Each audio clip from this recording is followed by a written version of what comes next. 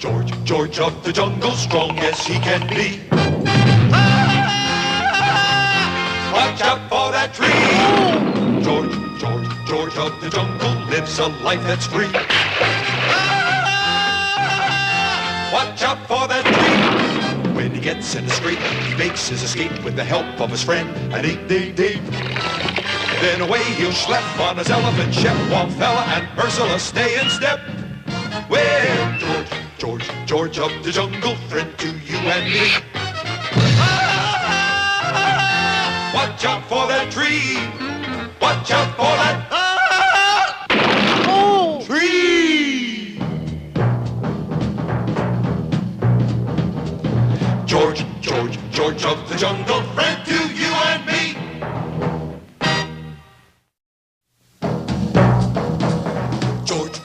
George of the jungle, strong as he can be. Watch out for that tree. When he gets in a scrape, he makes his escape with the help of his friend, an 888. Then away he'll schlep on his elephant ship, while Fella and Ursula stay in step. Well, George of the jungle, friend to you and me. Watch out for that tree. One of the most sought-after men in the world lives here in the little African village of Uwanabaya. It is the famous gallstone specialist and tin flute virtuoso, Dr. Alfred Schpritzer. Hello, folkses. So expert is Dr. Schpritzer that in one afternoon, he can perform 27 gallstone operations. Next. And still have time for 3 choruses of Here We Go, Loopy-Loo. For his good works, he has been decorated by the heads of many governments. And so, Dr. Schpritzer, in conferring this award on you, I have one last thing to say. What's that, Your Majesty? I've got this funny pain right in through here. Small wonder, then, that the world was shocked to hear that on his way back to Uwanabaya, Dr. Spritzer's plane had crashed on Gonna Take a Peek. What crashed? My plane is flying straight and level. Let that be a lesson, Doctor. Never monkey around with a narrator. Dr. Schpritzer must be found, George. I need a man who knows every foot of Mbwibwi province. Commissioner, come to right fella. Do you know every foot of the province, George? Sure. They're elephant foot, lion foot, antelope foot. Hoof! Gesundheit. Leopard foot, out. Out! And George hastily set out on his most dangerous assignment, scaling lofty Gonna Take a Peek. George, was it necessary to bring faithful Shep along? George need big-nosed doggy to track down lost doctor. Sooner or later you must face facts, George. Shep is more of the pachyderm persuasion.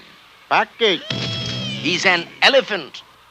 Shep, doggy. Watch. Jump over stick, Shep. Nice try, boy. But as our friends struggled upward, a pair of beady eyes was watching them through a sinister-looking mask. Then the mysterious figure pried loose a giant boulder and sent it hurtling down the path toward them. But the sharp-eyed jungle lord spotted it and uttered his warning cry. That was a close one, George. Never fear. George always alert to danger and... That you, Shep? Undaunted, our friends continued on, led by faithful Shep and his sensitive snoot. But their mysterious assailant was still present and sprinkling pepper on the trail ahead. No, Shep! Well, this is a fine mess. Glad ape like it. Pull, Shep. Go, boy. Other way, boy!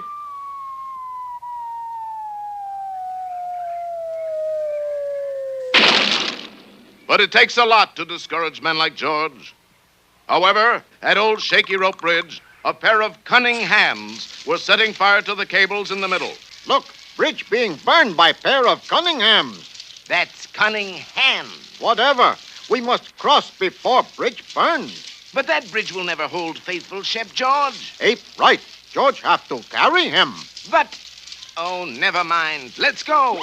In a trice, Ape had scampered across the burning bridge, George followed more slowly, held back by Shep's enormous weight. Gotta cut down on those sweets, fella. Then, right in the middle, Look out! but the mighty ape man held that span together until faithful Shep got across. Then he let go with his toes and lightly swung to safety. Almost. You think maybe somebody not want us to find Dr. Schpritzer? Nonsense, George. Everybody wants us to bring back the you wanna buy a duck. Not quite everybody. For just ahead on the trail, that sinister figure was setting still another trap. George, what's that on the trail ahead? Not a head, that a hat. But as George picked it up, Mustn't jump up on people, Shep. This is Dr. Spritzer's hat, George. He can't be far away. sure enough, at that moment, our heroes heard. Come. Great Juju! That creature has stolen the doctor's tin whistle, too.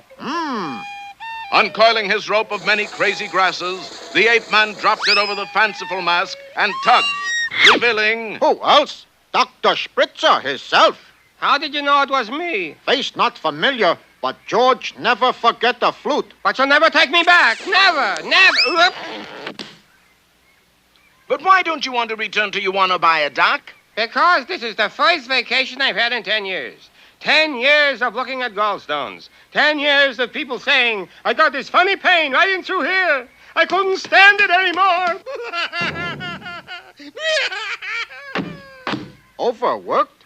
Overacted. And so Dr. Schpritzer was returned to his adoring patients on Medicine Avenue. But thanks to George of the Jungle, he now works on gallstones only 50 weeks a year. Then he hops in his plane, flies to Gonna Take a Peek, and crashes for his 2-week vacation. Just once. Couldn't I land regular? I know. Never fool around with a narrator. And each year, George of the Jungle rescues him and drags him back to his profession. Well, Dr. Schpritzer, all's well that ends well, right? I suppose so. Just one thing. I've got this funny pain right in through here.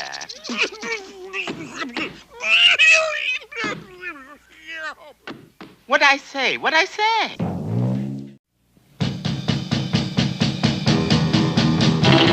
Tom Slick, let me tell you why. He's the best of all good guys. Tom Slick, in the Thunderbolt Slapper once he's on your tail. He won't quit because you know there's no such word as fail to Tom Slick. It is the annual cross-country road race from Muncie, Indiana to Pittsburgh, PA. Our 2 finalists will compete for this magnificent trophy, known familiarly to the racing gentry as the Muncie to Pittsburgh Trophy. Here is the ever-popular speed jockey and Eagle Scout, Tom Slick. Yay! Approaching him is his opponent, that twisted evil genius and fussy eater, Baron Otto Matic. Boo! I have come to wish you good luck in today's race, Tom Slick. Why, that's very sporting of you, Baron. And to show you I mean it, I want you to have my very own monogrammed road map on heavy vellum paper, suitable for framing. Oh. And now, goodbye, Tom Slick. Quick, count your fingers, Tomboy. 2, 3, 4. Good heavens. Oh, there it is. Baron, have you really changed your evil ways? I didn't think so. That was a phony map, right? Correct, Clutcher. If Tom Slick follows that map, he will wind up in Glendale, California. Sheesh. A fate worse than death, Master. Why are you so mean to Tom Slick? Because I cannot stand his sportier than thou attitude. The cars are lining up for the start. Isn't the Baron facing in the wrong direction, Tom? According to this map, he is. Hot figures, we got an edge for once. By Gertie, I must warn him. Oh, Tom, you're all heart. And no head. Sir, you are facing in the wrong direction to go to Pittsburgh. Poor misguided soul just wouldn't listen. Are you hurt, Tom? Just a little tired, Marigold. Yes, I can see the tracks. And Tom Slick starts off in the opposite direction. Well, girls, we're off to Pittsburgh. What's so great about going to Pittsburgh? Well, for one thing, it gets you out of Muncie. I'll buy that.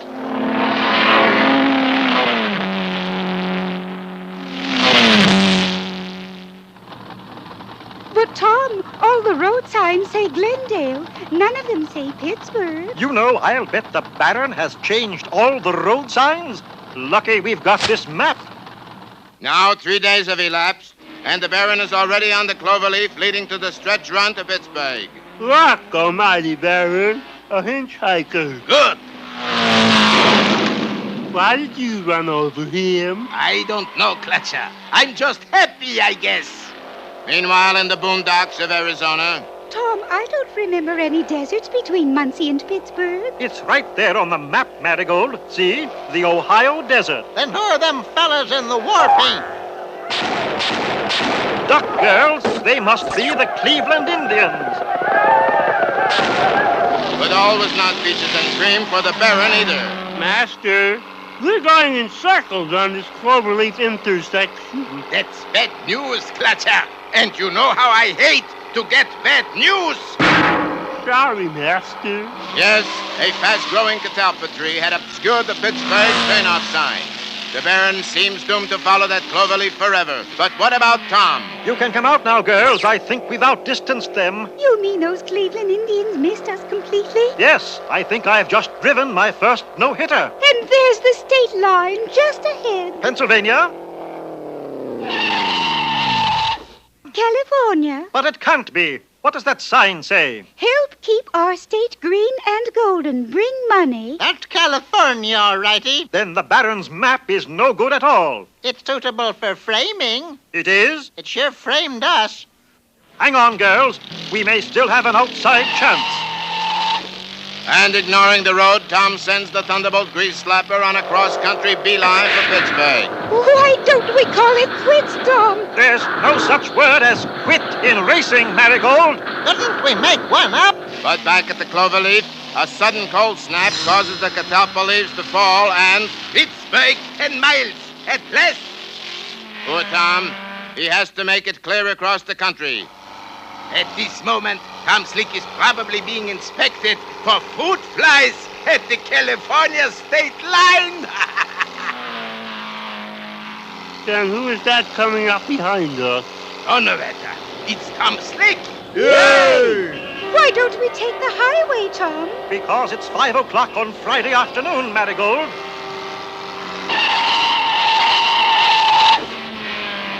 The Baron is held up in a monstrous traffic jam. We still have a chance. Just goes to show what grit will do, Marigold. There's no such word as grit in racing. That's quit. Oh. Yes, it looks like Tom is a sure winner. Tom, the finish line is just ahead. That's a red light, Marigold. Your honest road racer abides by the law. But your crooked road racer wins the race, Tom Slick. The Baron has just gone through the red light. He is approaching the finish line, but what's this? He is going to get a ticket. Hurry, hurry! The light turns green. At a law-abiding 15 miles an hour, Tom Slick wins. Yay! Thanks, local police supporters, and thanks, Marigold and Gertie. Where is Gertie? The name is Automatic. Baron Otto Matic. B-A-R-O-N. B-A-R-O-N. How do you make a B? When you find yourself in danger, when you're threatened by a stranger, when it looks like you will take a licking, there is someone waiting who will hurry up and rescue you. Just call for Super Chicken. Fred, if you're afraid, you'll have to overlook it. Besides, you knew the job was dangerous when you took it. He will drink his super sauce and throw the bad guys for a loss, and he will bring them in alive and kicking. There is one thing you should learn when there is no one else to turn to. Call for Super Chicken. Call for Super Chicken.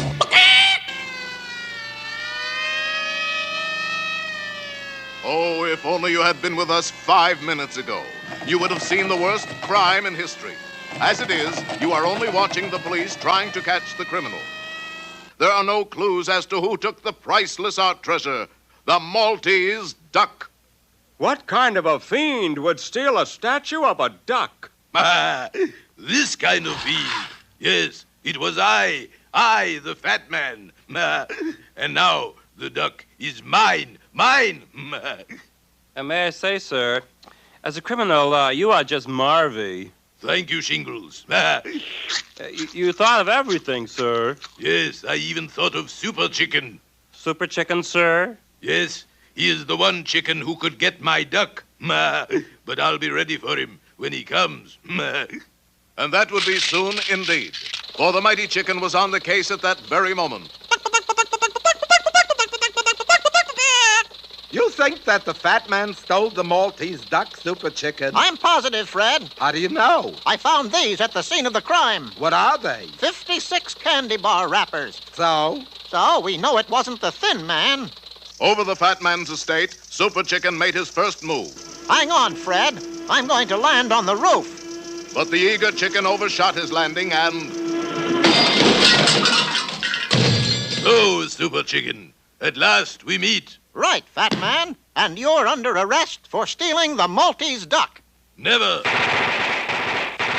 Though his hat and cape were shot to shreds, the bullets merely bounced off of Super Chicken's super body. If you really want to get him, you got to use a bigger gun, sir. At least 50 caliber. Please, Fred. Let him figure these things out for himself. But before Super Chicken could make his next move, the fat man grabbed the Maltese duck and escaped to the second floor. After him, Fred. They headed up the stairs and came to a large door at the top. Are you in there, fat man? No. Darn. If he's not in there, where could he be, Super Chicken? Let me think. If we go inside, we can sit down and think. Good idea. Opening the door, they found themselves face to face with the fat man and a fat cannon. Fat man, I thought you said you weren't in here. I detest the fibber. Never mind that. Goodbye, Super Chicken. Goodbye? He's not going anywhere. Huh? Watch. I guess he is at that. Bye, Super Chicken. The cannonball carried Super Chicken across town and into the bus terminal.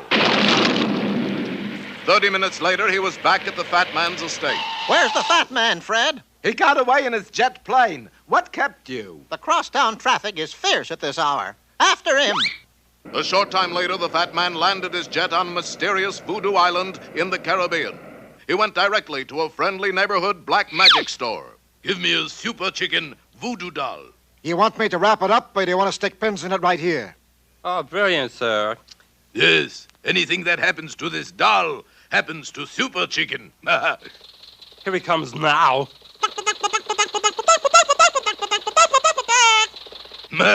Watch this.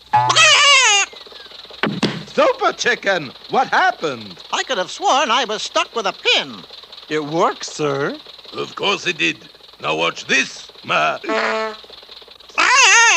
Super Chicken, watch where you're driving. I can't, Fred. There's something in my eye. Hopelessly out of control, the super coupe dived for the ground and crashed into a palm tree. So, fat man, we meet again. Yes, but for the last time. Farewell. Ow! Oh, wait a minute. Let me see you do that again. Gladly. I just don't understand how that works. I think I do, Fred. Let me try something. Ow! Did that hurt you, fat man? What do you think? Why don't you ask me? All right. Did that hurt the fat man, Fred? How would you like a punch in the beak? I've got it. That is a Super Chicken voodoo doll. Well, fat man, too, can do voodoo. You two do voodoo. I'm starting my vacation. Racing through the jungle, Super Chicken went to the nearest black magic store. Quick, give me a fat man voodoo doll. Right. Can I sell you a box of pins? No, I've got bigger plans than that. Taking the fat man doll, Super Chicken returned through the jungle. Two can play at that game, fat man. Take this. Ouch! Take this yourself. Oh, you want to play rough, eh? Anything you say, Super Chicken. With that, the two opponents flailed away at each other's dolls. Oh! Oh! 2,000 miles we traveled so he can play with dollies. But finally, the mighty bird unloosed his famous under-over uppercut. No fair. I'm on vacation. The mighty chicken had done it again, and he headed for home to return the precious Maltese duck. and placed the fat man in a thin jail. Another super chicken voodoo doll, sir? No, they were out of super chickens, so I got a Fred doll. Just a little something to pass the time on the flight home. So, when you hear that cry in the sky, Ow! you'll know it's Super Chicken saying, You knew the job was dangerous when you took it, Fred. Yes, I get the point. Yow!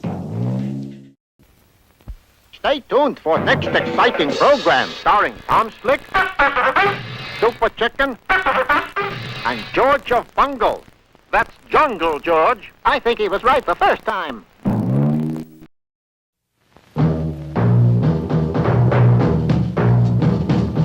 George of the jungle, strong as he can be. Watch out for that tree. George of the jungle lives a life that's free. Watch out for that tree.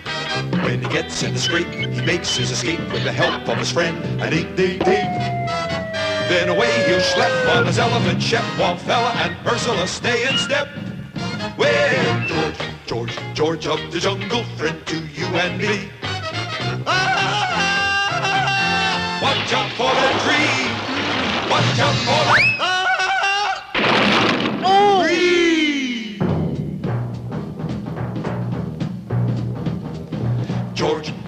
George of the jungle, friend to